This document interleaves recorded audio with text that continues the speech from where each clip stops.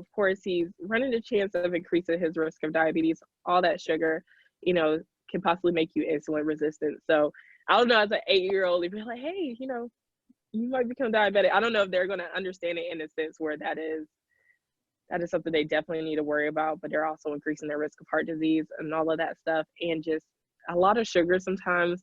I don't know if you ever heard of like the itis or something like that, but it makes you lethargic. So too much sugar can just make you feel yucky. And then it just increases your risk of like different type of diseases, especially if you're drinking soda, because there's more to it than the sugar.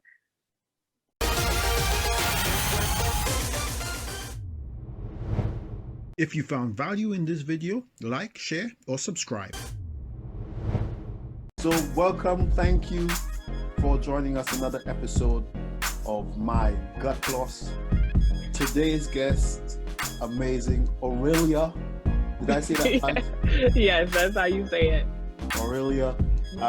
Listen, thank you for joining us. Let's just get into it.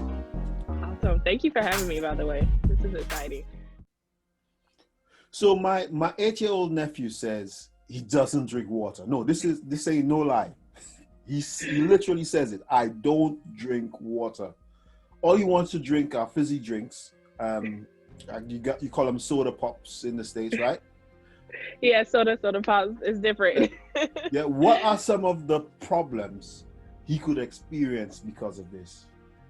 So generally where you talk about physical, of course, he's running the chance of increasing his risk of diabetes. All that sugar, can possibly make you insulin resistant. So I don't know, as an 8-year-old, if you're like, hey, you might become diabetic. I don't know if they're going to understand it in a sense where that is something they definitely need to worry about, but they're also increasing their risk of heart disease and all of that stuff. And just a lot of sugar sometimes. I don't know if you ever heard of like the itis or something like that, but it makes you lethargic. So too much sugar can just make you feel yucky. And then it just increases your risk of like different type of diseases, especially if you're drinking soda, because there's more to it than the sugar. And so with that, it's hard to tell an 8-year-old or a child, like, hey, stop drinking soda, you don't need soda. So a lot of the times it's mostly like a trick with them. We could tell them, hey, you're increasing your risk of being, having metabolic syndrome, so high blood pressure, diabetes, all that good stuff. But then at the same time, they're like, okay, I'm not at an age where that's going to affect me. Yeah, he don't care. He's like, he's 8. Yeah. You give him water and he's like, he's angry. What's this? He wants soda. Because he's at risk of all of these things, what could his mom do? What could his dad do to try to help him off of it? Okay, so they have probably more options than we're going to give, but if they want to go hard, they could just take all the sodas and just say, hey, no more sodas. You could drink water, you could drink some juice, no more sodas. That's if they want to go that route. I don't know how well that's going to play out.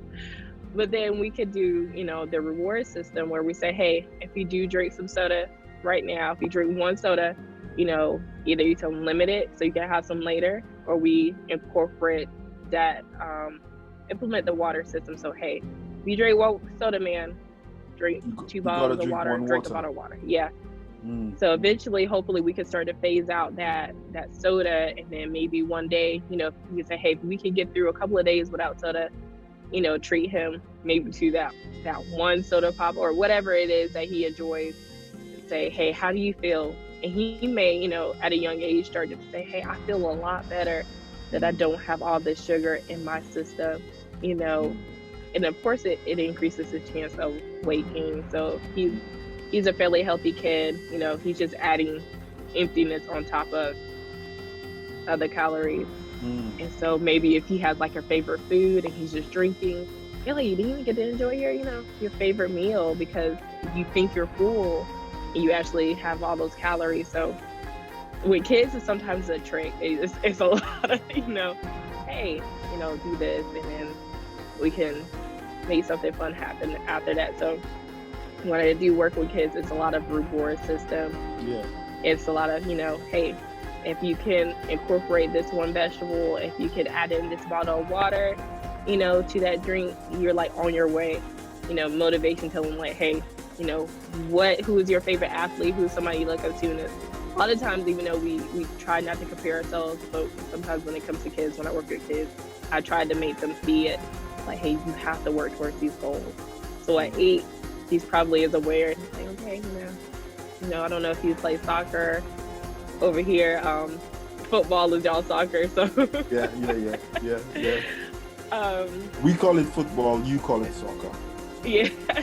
But it is football. I don't know what the Americans do. Something with their hands, but they want to call it football. I don't know. I really don't know. I cannot tell you the history behind that name change. But yeah, definitely. Just see like, what would you do if, what would be great for you if he's having issues with running or something like that. Like, hey, how would it feel if you were able to do this? We start implementing more water, you wake up and you feel more refreshed, and even fruit infusions. If it's just water so bland, use it with like some cool fruits, some strawberries, kiwis, and stuff like that. Yeah. So make it fun for him. Well, I'll pass it on to his people and see where they go with that. Thanks for watching this video. If you've got any questions that you'd like our experts to answer, please leave them in the comments below.